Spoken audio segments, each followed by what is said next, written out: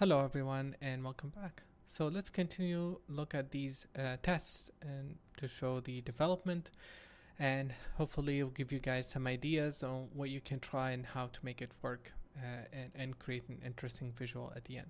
So these are some of the early tests that I did to try the idea of the ground collapse itself, if it's gonna work or not, creating this ground collapse and having something rise from it. How am I going to sell the visual? How can it work?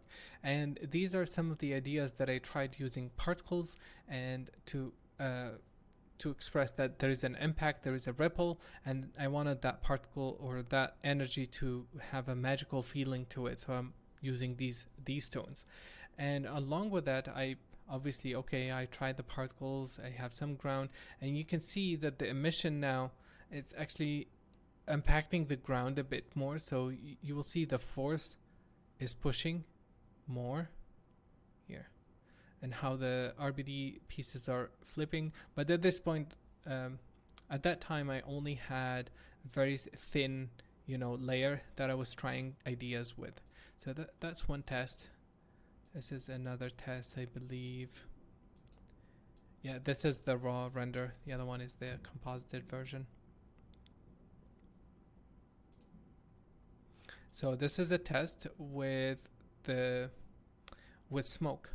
So instead of emitting fire, I use the source to emit smoke, and you can see at the beginning, right at the beginning, there's that flash, and that's the density source copied into the temperature, and then the temperature dissipating quickly, and it is test renders to basically make sure that glows in the smoke, and I use it for illumination.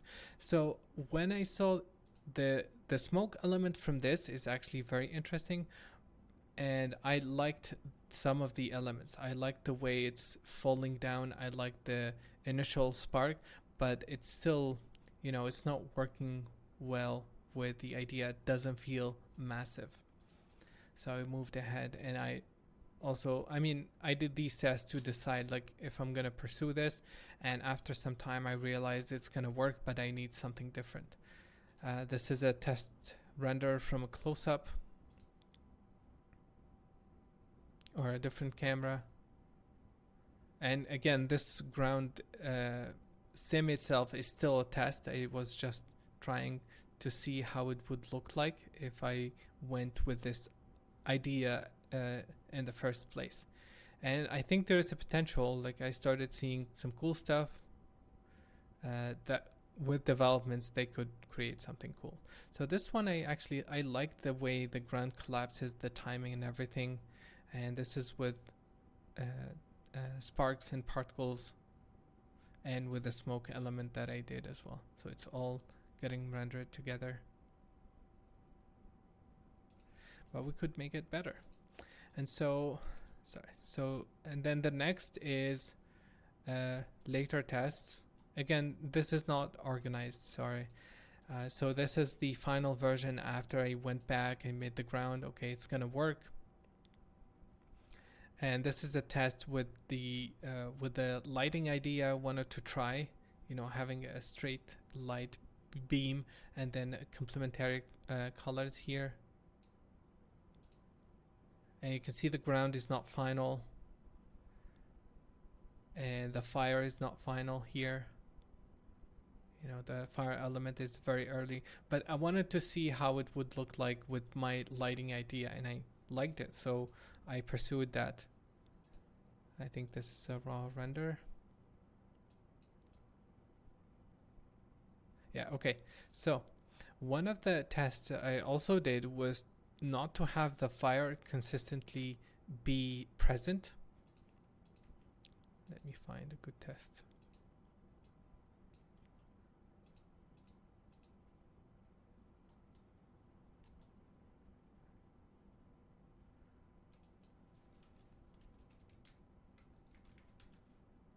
So one of the tests was to try and see what it would look like if the fire did not continuously emit and just, it burst during that crack portion, and then it stopped. And when I did this test, I think this is the first time I tried with the fire. What I liked the most is this frame.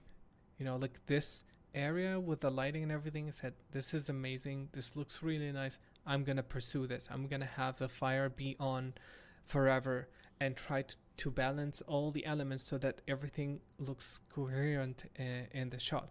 And I did that. This is where I've seen that idea and I started working on it and decided to make a fire element by itself. Okay, so let's see. I'm gonna go a bit faster. This is a smoke element, one of the latest elements from the actual shots. I was trying some denoise with Arnold. I think this is the final, yeah, one of the final elements as well. And I'm gonna change the color correction to use the OCIO because this is rendered using that. Okay. Yeah, these are some of the final renders I did.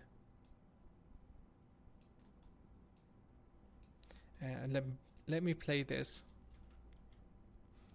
And I wanted to show the smoke movements. And if you look at it by itself, it could be better, but I really liked the swirls, the big swirls, and they were helping with the visual. You know, everything is moving, everything is dynamic, and even though the scale of it is not realistic, the movement of the smoke is not realistic, it worked really well. It felt, you know, it felt connected, it felt nice all together, and so, you know, I used it. So this is the stuff. See, the smoke is gonna move, this part is gonna move. You can feel a big pattern, a big swirl pattern across the board. But when you combine all of this together, you know, it feels nice. And as the spaceship rises, all this, you know, gets faster and faster. And I think it worked.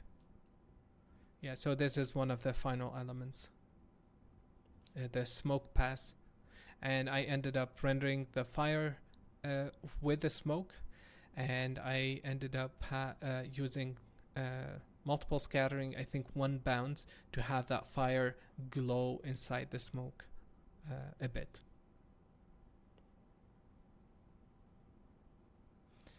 Okay, let's continue. This is an older test of a smoke test, a smoke sim. And it was simply, I picked up the geometry, I created a quick source, and I was trying sparse solver. At that time, the sparse solver was very, very early, and it's still too buggy in the alpha version. And you can see here the smoke is going to freeze quite often. It still does that though in the final release, but at the beginning it was very, you know, it was very weird. It didn't work basically. So this is one test with that sim, and I wanted to see how it would look like. You can see it. It's freezing there.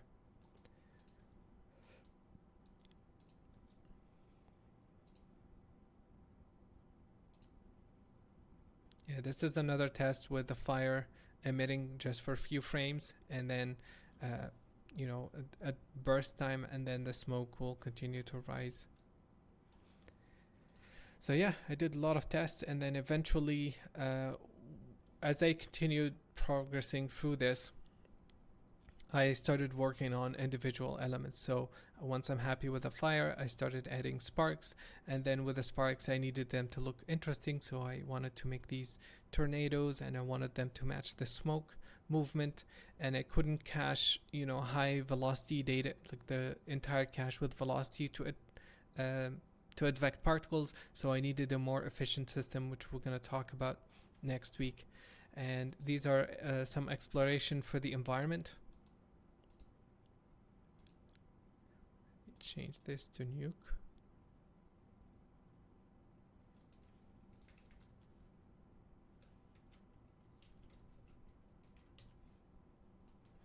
Yeah, so these are some tests. Testing. This is the final ground, but without the extra surrounding. This is with the extra surrounding, and this is tweaking some lighting. This is tweaking some lighting, and these are the final shots. But we will get there. So yeah, this is this is a lot of tests that I did to, you know, come up to the conclusion that this is what my fire should do, this is how it should behave, this is how long it is, and where it's going to be emitted from. I wanted to have the center empty, you know, and how big the smoke is, and all these things. Doesn't matter how technical you are, doesn't matter how good you are in Houdini, you still have to look at these things and try to come up with the best visual that works together. And then from there I said, okay, this is the things I have. Now I need the best sourcing I could get for my fire, so it looks interesting as the RBD pieces move. I could not it won't be emitting from the center, so I need to remove that. And then I also need a decent source for the smoke as best as it can, so I can have some interesting emitter. And all of this needed to work with the, you know, our RBD sim, which has mixture of low res and high res, and I needed to use the latest, so I have to make sure that my workflow works. And at the beginning I didn't have everything set up, so I had to, you know, make it a bit complicated, to be honest, to have the second portion swap, you know, the upres section. I didn't have that simmed from the beginning, but anyway, it's fine now. So you just have to make sure that you sim everything at once. And then with the fire, obviously, okay, so we have the fire source. I need to make this look as good as possible. So I injected velocity from the RBD pieces, and the smoke itself, if you guys look at it, you will see that it actually flows through the geometry. So I needed to I wanted to try creating an interesting velocity field that follows the flow of the surface. So anything that touches the geometry will actually flow in an interesting way. It's not going to bounce, it's going to follow the movement. And same here with the fire nearby the geometry will try to wrap around it. And these are all ideas I needed to explore and try, and that's where the technical bits of Houdini comes in. Yeah, and these are the final shots. Okay guys, I hope this has been useful. So let's dive into the Houdini parts. Thank you for watching, and see you in a bit.